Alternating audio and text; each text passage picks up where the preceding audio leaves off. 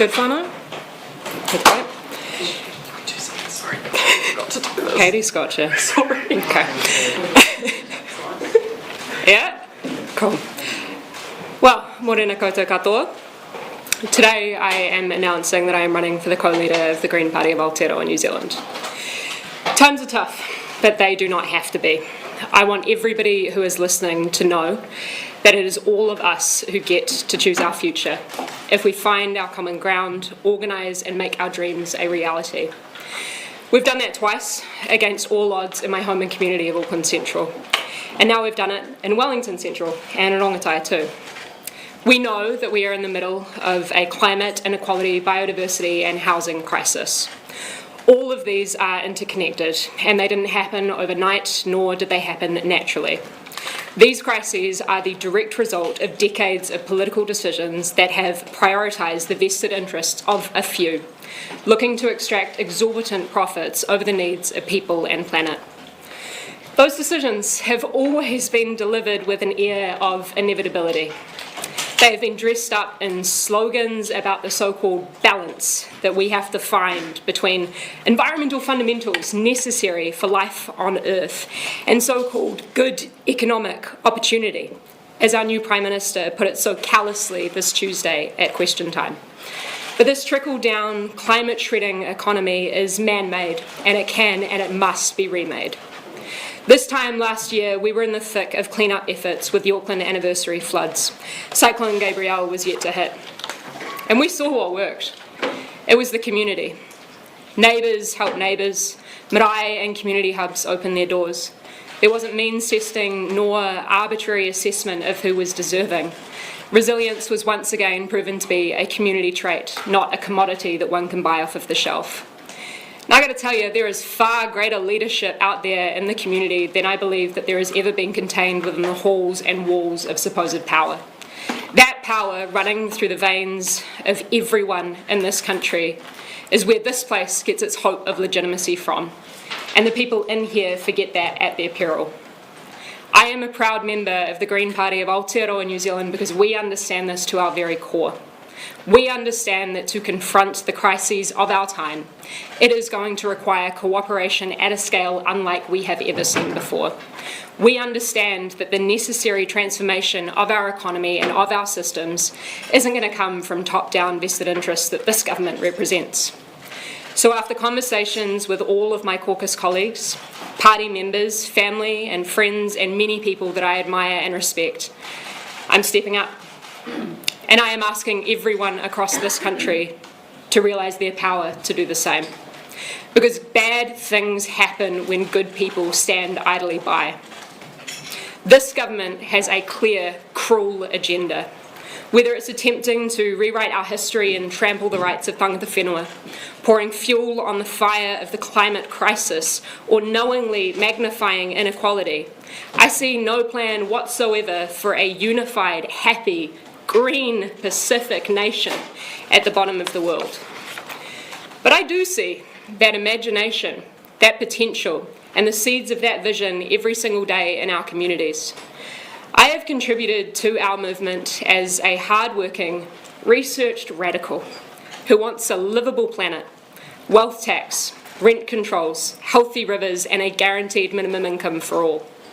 In Auckland Central, we have mobilised campaigns of thousands to win the personal mandate for those ideas in an electorate with a majority National Party vote and a majority Labour Party vote, where we were behind in all of the polls.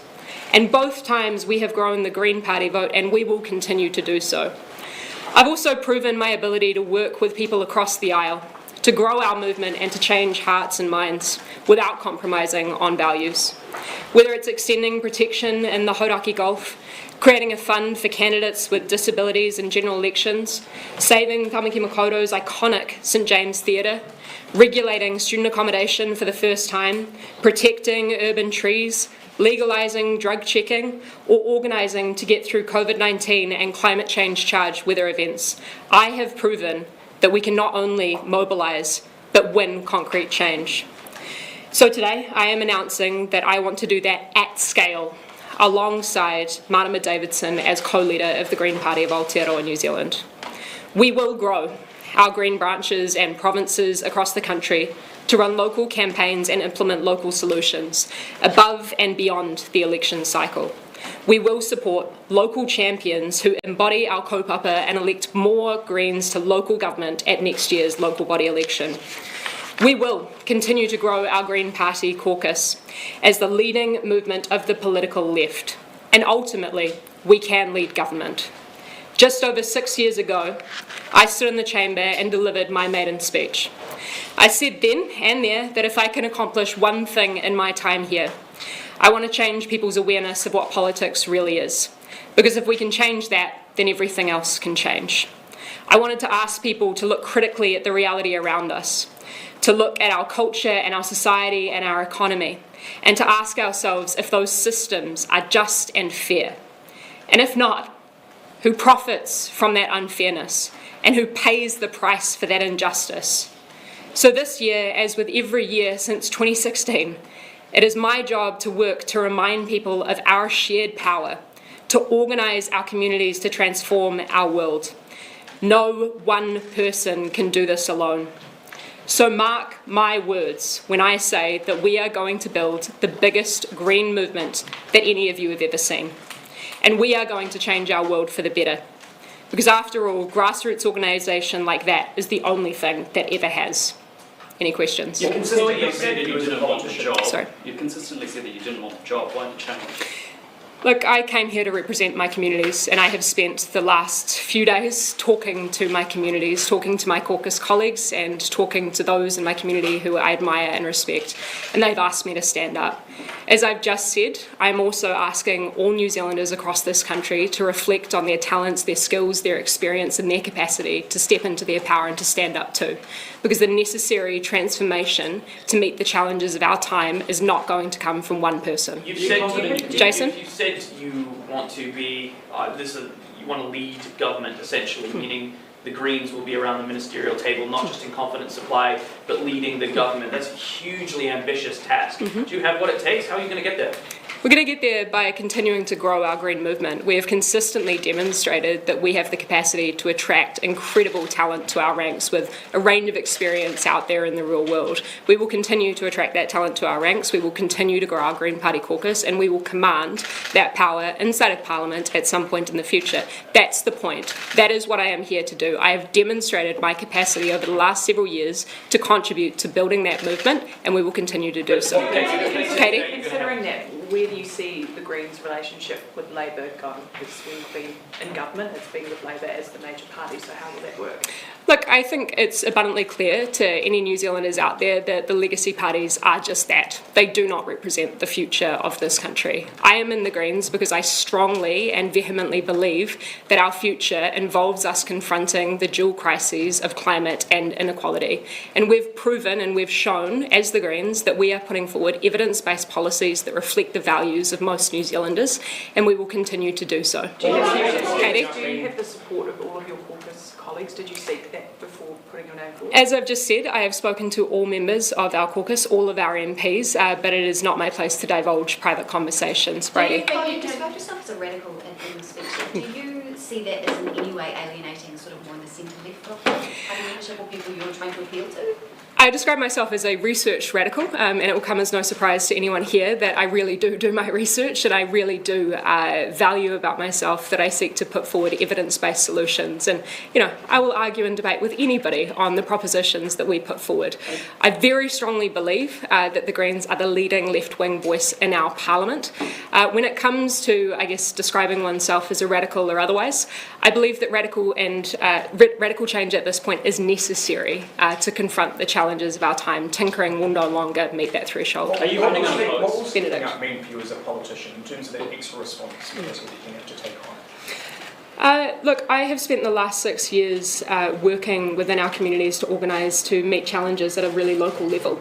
I am excited by the prospect of being able to do that with our Green Party members in branches and provinces across the country, but I'm also really excited to do that at scale with the Honourable Marama Davidson. So what it looks like in practice is actually just holding a mirror out to our communities and saying that, this thing of inspiration that we so frequently bandy about in terms of leadership or otherwise, well, it's not an individual thing. thing. It is not a reason to put somebody on a pedestal. In fact, inspiration is a mirror. It is members of our community seeing in themselves something that they admire about How themselves. will you ensure that the Green Party caucus goes well? I mean, you've had Elizabeth Kitty last year, Golri's already this year. How are you going to ensure that you work well as a team, that the Green Party thrive? We do that by reflecting on our values, as I hope that all political parties do frequently.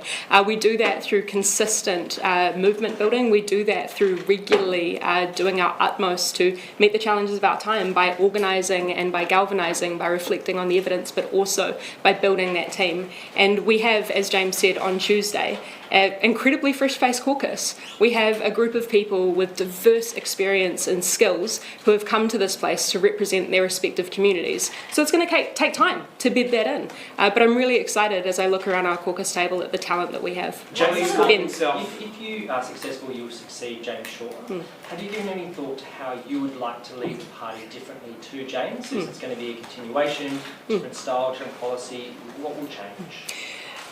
So I think, as you look around this room, you'll see Rod and Jeanette's taonga framed up behind us. You'll also see two of our different iterations of relationships with Labour in government over the last 6 years.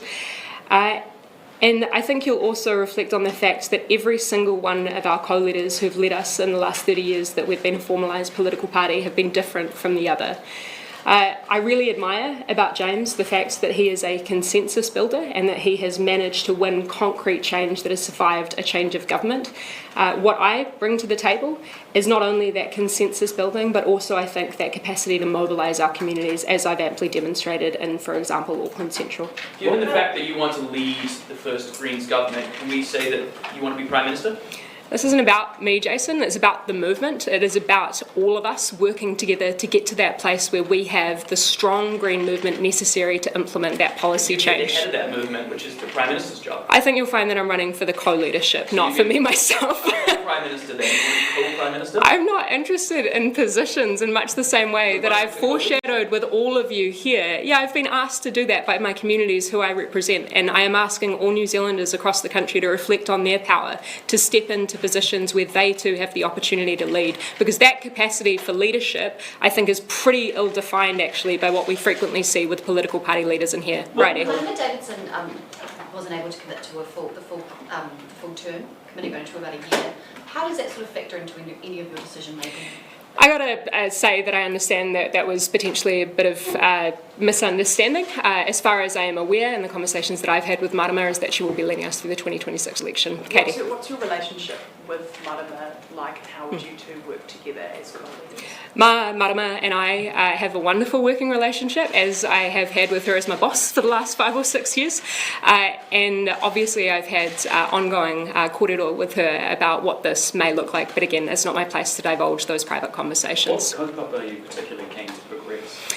One of the things that I love about this party and why I'm a member of the Green Party of Aotearoa New Zealand is that we, to our core, understand how deeply interconnected the issues are that we are facing. So frequently we will see some really reductive and misinformed analysis seeking to separate the Greens on the basis of the environmental and the social wings. That fundamentally misunderstands who we are. It was Jeanette Fitzsimons who said that we have an economy that exploits both people and the planet. So what I'm excited about representing is our Green Party kaupapa. It's why I came to the Greens, because we understand that in order to solve the crises of our time, it's going to take all of us and it's going to take complete systems transformation. You'll also be the youngest co-leader ever and part of the first female leadership duo. How proud does that make you? I think my dad's probably pretty all good with that, yeah. Sorry, at the back. You talked about consensus building, that's something that you want to do, but you're also talking about sort of tinkering's not going to work. That sort of suggests that you want to sort of bring about quite radical change, but how do you sort of marry those two together about bringing consensus, but bringing that change you want to see, because governments change. Yeah. And how do you ensure that the things that you want to build, transform, stay in place? So I just want to be really clear that that consensus building that I aspire to do is not an abstract thing. It's something that I've amply demonstrated in the last 6 years. For example, to my understanding, my Election Access Fund Act, first drafted by Mojo Mathers, a former Green MP and someone also who I admire a lot, is the first Green Party members' bill that passed through all stages with complete consensus, and I negotiated with the Honourable Nick Smith in order to get that through. So too, I've worked across the aisle in the Environment Select Committee and in Finance and Expenditure Select Committee with our now new Minister of Finance. But I've also managed to consistently remain clear on what Green Party values are and the things that we're aiming to achieve. So I think the difference here, or rather what I'm hoping to bring, is not only that ability to work across the aisle, but also to mobilise our communities to bring about that stronger mandate for change, because that's where this place gets its legitimacy from. Can you walk us through what happens next? Sorry, Jason? Can you walk us through what happens next over the next couple of months? Obviously, the announcement won't be until March 10th, so you're going to be going out lobbying various different branches. What's your plan? So nominations close on Wednesday the 14th of February, Valentine's Day, if any of you would like to put yourselves forward. And thereafter we will see on Friday the 16th of February that candidate information and ballot papers are sent out to our branches all across the country. Then we have summer policy conference and a range of party-wide Zoom calls so that there's the opportunity for party members to engage with myself and any other candidates who choose to put themselves forward.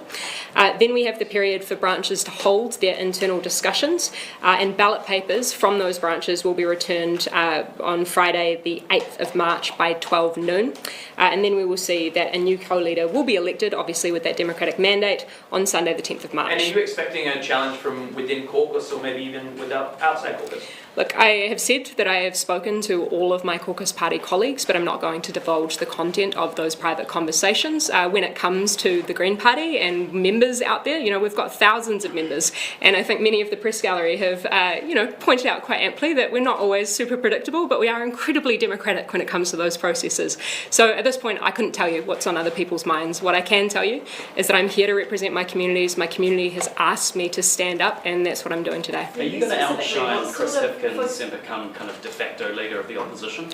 Look, I've said that I believe that the Green Party are the leading voice of the parliamentary left and the political left, and it is our job as the Greens to continue to mobilise our communities to stand against the declared cruel agenda of this government. They have announced their intention to reopen oil and gas drilling in Maui dolphin habitats. You've got the Honourable Shane Jones saying that he wants to mine our conservation estate. We have to, as the Green Party, stand against that cruelty and that decimation of people and planet. Do you see you and Marama carrying the party to the 2026 election? Look, that is absolutely my intention as declared today, and it's what I understand that Marama has also put forward. For policy platform, what sort of platform would you stand for as co-leader? Are you going to be specifically looking at drug reform, climate change? What would you be progressing? I think you can look at hints in what I've been up to over the last 6 years. I am incredibly interested, obviously, in confronting the challenge of climate change and climate action, particularly as I highlighted in my introductory remarks. We saw the impact of that in our largest city, in Tamaki Makaurau, Auckland, at the beginning of last year. So climate continues to be a central focus, as does equality. And I think to the debate that we've been having in the chamber over the last few days, it's been mind-numbing to consistently hear particularly members of the government saying that they want a more productive society without looking at the elephant in the room, which of course is our tax system. And obviously I spent the last election, as the election before that, making the clear case for the need for tax reform, because unless we do that, we are not going to confront a tax system that sees the top 311 families in this country holding more wealth combined than the bottom 2.5 million New Zealanders. That's not a mistake. That is a political decision that remains in place to this day. Are you prepared for the added scrutiny that comes with the job? You guys tell me what that'll look like and I'll tell you. Just following up on Jason's earlier questions, noting maybe not about you, but is your goal that you want to bring about a Green Prime Minister? We want to bring about I see within the Green Party the potential and the capacity for leading government. That's my point. My point is that we are not a party of tinkering, we are a party of transformation.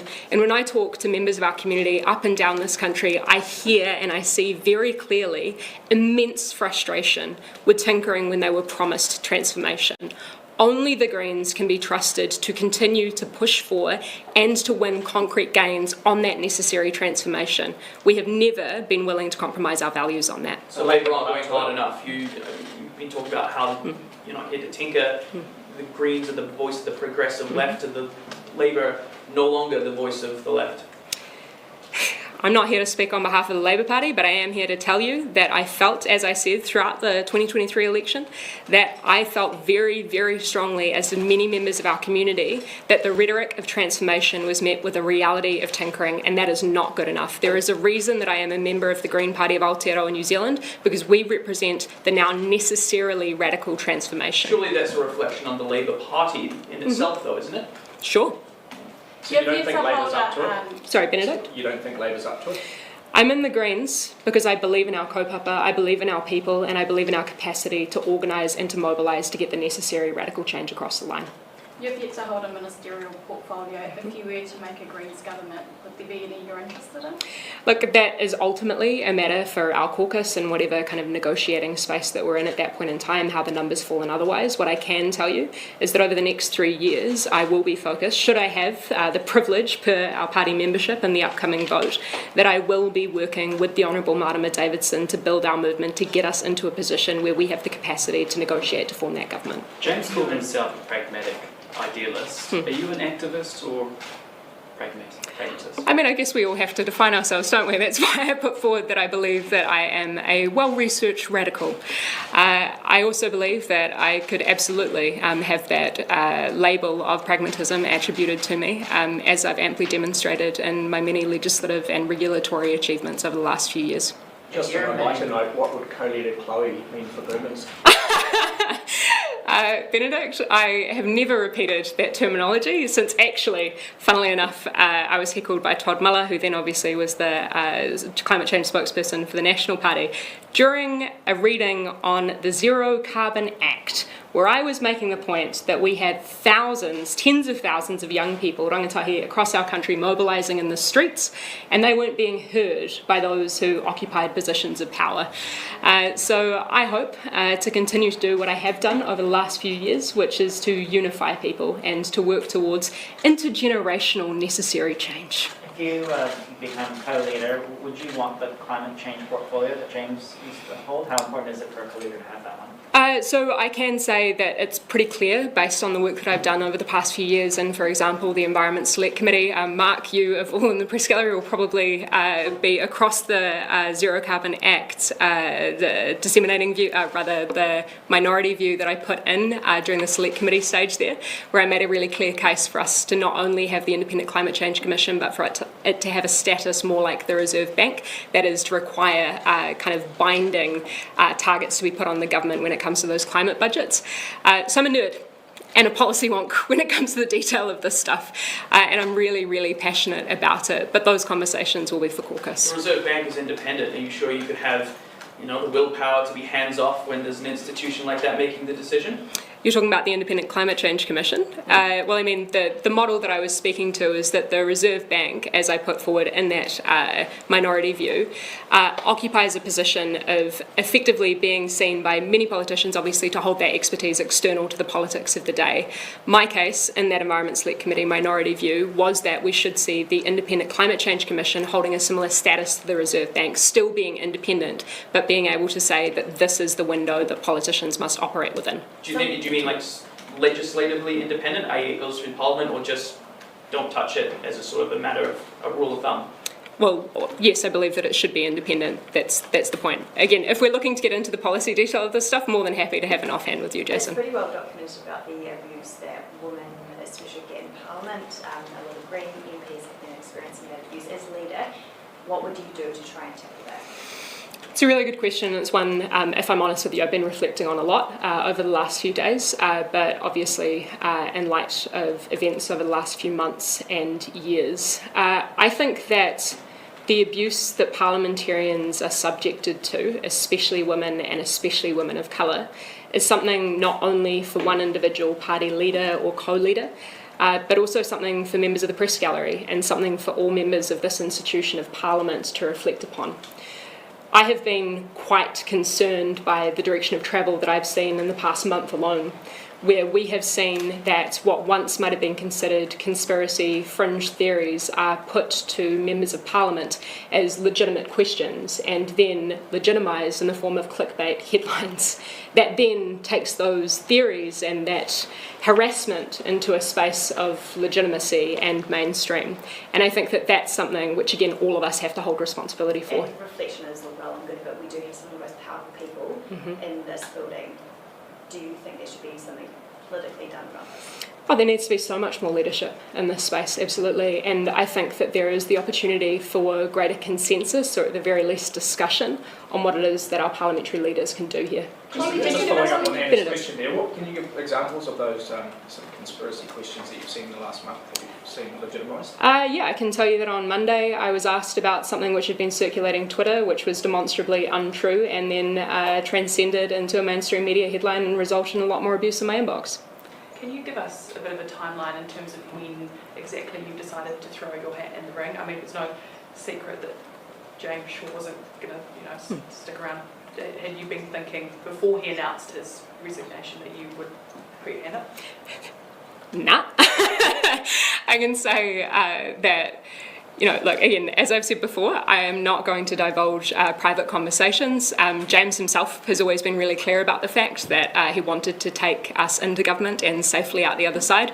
Reflecting on the commentary from the press gallery and members of the media over the past few days, everybody's kind of said that per those statements from James in the past, that this kind of came as no surprise.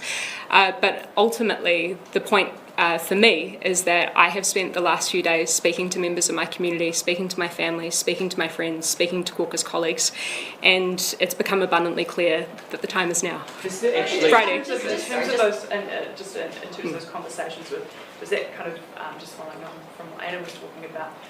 Part of that discussion, did you consider the potential increase in abuse that you could face if you get elected? Yeah, it was.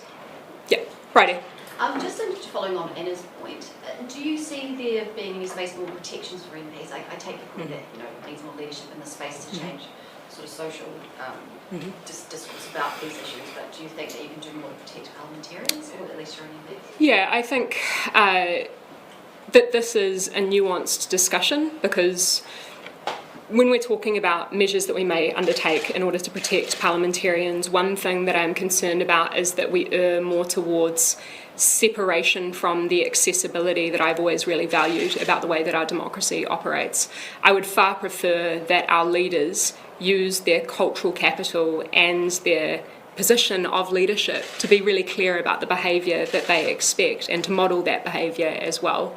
So I think that there is a balance that needs to be struck to that effect, but ultimately that starts with leadership in this place. Is there actually anyone within the Green Party that is actually brave enough to take you on, given you know that profile? I mean, if you're a member of the Green Party, come on, let's do it. Look, I love our party. When I first came to the Greens, I was not promised any position, and to be perfectly honest with you, I didn't necessarily expect that I'd get into Parliament. Obviously, I joined off the back of the 2016 local body election and felt as though I didn't want to waste the privilege of the platform that came with that campaign. I think that all members across the party should spend the next week reflecting on the kind of leadership, or co-leadership rather, that they want to see in our party, leading us not only through the 2026 election, but also, as I alluded to in my introductory remarks, through the 2025 local body election, because there's an opportunity there to grow leadership and capacity within our party.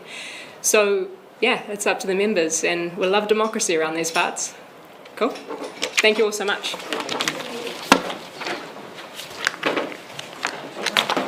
Thank you.